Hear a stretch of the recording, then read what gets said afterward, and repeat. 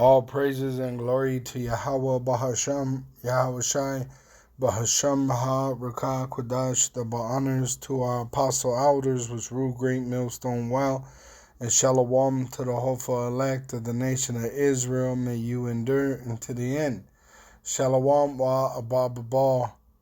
Alright, this is the verse of the day for Sunday, May 12, 2024, the year that we hope for Jacob's trouble. It says, and it's really a quote from Yahweh Shai. I'll go to the blue list so you can see that it's red letter.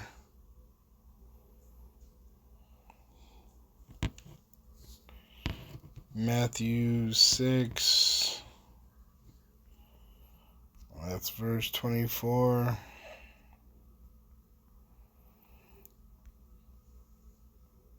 It says, and it's red letter, meaning Yahweh Shai is saying this, the Messiah.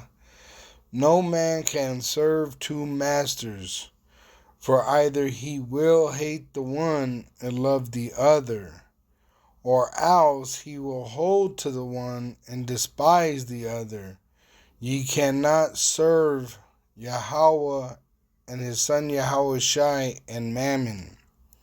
Right? You can't serve Yahweh by Shem Yahweh Shai and Mammon. Alright, because there's going to be ups and downs. So it's going to make you pick a side. And it tells you that in, what was it? It's Philippians 4:12. It says, in fact, I'm going to jump up to 10. It says, but I rejoiced in the Lord greatly that now at the last your care of me hath flourished again, wherein ye were also careful, but ye lacked opportunity. Which he's talking, Apostle Paul's talking to the Israelites in Philippi. And at one time they didn't have nothing to give, and then they had support, which the rest of the body is supposed to be serving the elect. All right, that's what tithes are. But because, for the most part, you only have the hopeful elect right now, so only the elect are really tithing, right? Showing support, all right? But that's why a lot of Jake are going to die, because they have no life in them. They're dead. They're dead. They're walking dead. They don't understand what's going on. It says in verse 11, not that I speak in respect of want, for I have learned in whatsoever state I am therewith to be content. And we don't do these videos, right? Speak on these things about money because we want your money. All right, we're all commanded to go out and get money for ourselves. If you don't work, you don't eat. But you have a part if you have money to give. It tells you that let the rich give so that they are not high-minded of themselves. All right, but once again, all right, you got all these Israelites that watch these videos, and they're hiding their talent in a napkin, which they're going to be found guilty when the Lord returns and punish them. But it tells you, if you give one of his prophets, in the name of prophets, a glass of water, I'll grab it. All right, here it is. It says in verse 39, it's red letter, Yahweh Shai is speaking. He that findeth his life shall lose it, which the elect lost their life in this world. And he that loses his life for my sake shall find it, which the elect are finding their lives in Yahweh Shem Yahweh Shai. He that receiveth you receiveth me, and he that receiveth me receiveth him that sent me. He that receiveth a prophet in the name of a prophet shall receive a prophet's reward, and he that receiveth a righteous man in the name of a righteous man shall receive a righteous man's reward. And whosoever shall give to drink unto one of these little ones a cup of cold water only in the name of a disciple, verily I say unto you, he shall in no wise lose his reward. So there you go. Right? There's a reward for participating in the actions which are commanded in the scriptures for us in these last days. Just like the prophets, we're actually hoping to receive a reward when Yahweh returns, which is salvation, which includes a crown of eternal life and righteousness and in peace with Yahweh Hashem Yahushai. It says in Philippians 4 verse 12, I know both how to be abased, right? We know how to be poor, and I know how to abound, and I know what to do when I have money. You tithe, right? You take care of your family, but you got to give to the body, right, as an act of faith, which you got a lot of Israelites that watch these videos, right? They're eating, but they're not giving nothing back. So the Lord's going to find them and punish them because they had hid their talent in a napkin. It says, everywhere and in all things I am instructed both to be full and to be hungry, both to abound and to suffer need. Which I'm gonna tell you personally, we all go through this. I'm going through this right now. I just probably maybe like a month ago, my pocket was fat, which I did my part. I gave to the body. I spread the wealth, and then I took care of my family also, right? And now I'm in need. Which I'm not making this video because I want your money. Believe me, we've been doing without, and that's fine because we got the truth, which we know there's a reward of eternal life and righteousness and peace with Yahweh B'Hashem Yahushai.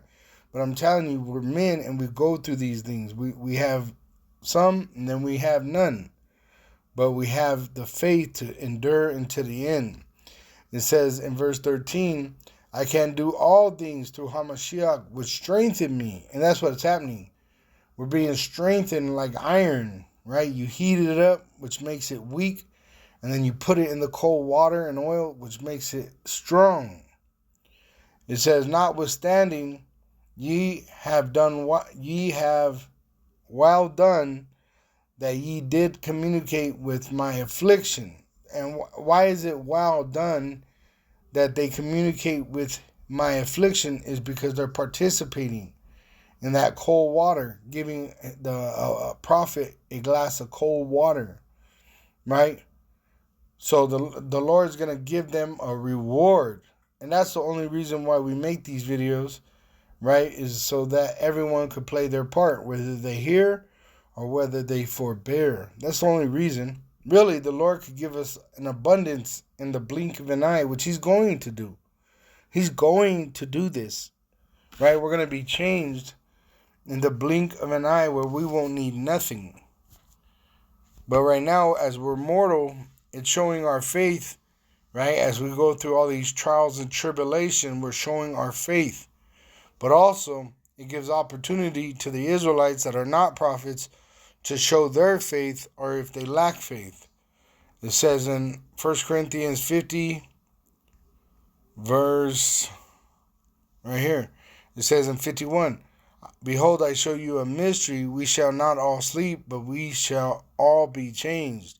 In a moment, in the twinkling of an eye, at the last trump, for the trumpet shall sound, and the dead shall be raised incorruptible, and we shall all be changed. Which we're not going to die no more.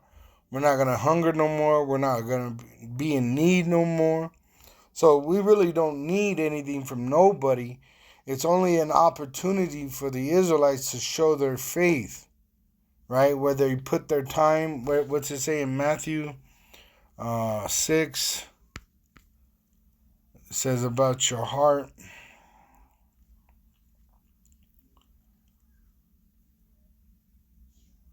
Yep.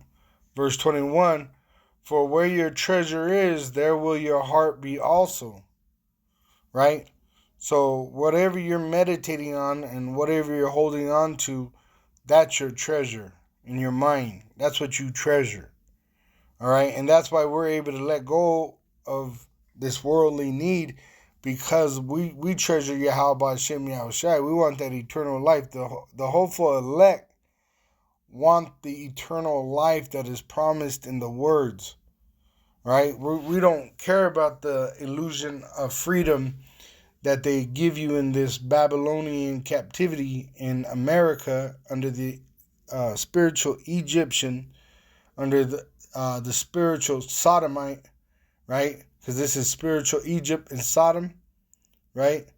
So we're not worried about the illusion that they give you through their witchcraft, which is that dollar. That dollar is a form of witchcraft, even though it's a necessity in this wicked world. We're not given over to that illusion. We know that our value is more than money. All right. It says in verse 25, Yahushua says, "Therefore I say unto you, take no thought for your life, what ye shall eat or what ye shall drink, nor yet for your body, what ye shall put on. Is not the life more than meat, and the body than remnant?" Right? Are we more important than food and drink? The kingdom of heaven is more than food and drink. It's about righteousness and peace. See, that's what we long for. That's what we're hungering for. We're hungering for, it tells you right here. It says, right there, verse 6, Yahushua says it. "Blessed are they which do hunger and thirst after righteousness, for they shall be filled." And I tell you what, my spirit is in that spirit, because, you know what I'm saying? Back in the world, you might be a stick-up kid and go grab some cash, right? Real easy. But now that you're in the truth, you don't want to do that, because you don't want to taint your name. You don't want to taint the name of the Lord, right? You trust in the Lord, right? So we're hungry and thirsting after righteousness. We want the kingdom of heaven to come where we don't need money no more. Money is an wicked illusion, which you got Jake addicted to money, especially the women, right? That's why you got a lot of these men that say, can't even date a so-called black woman.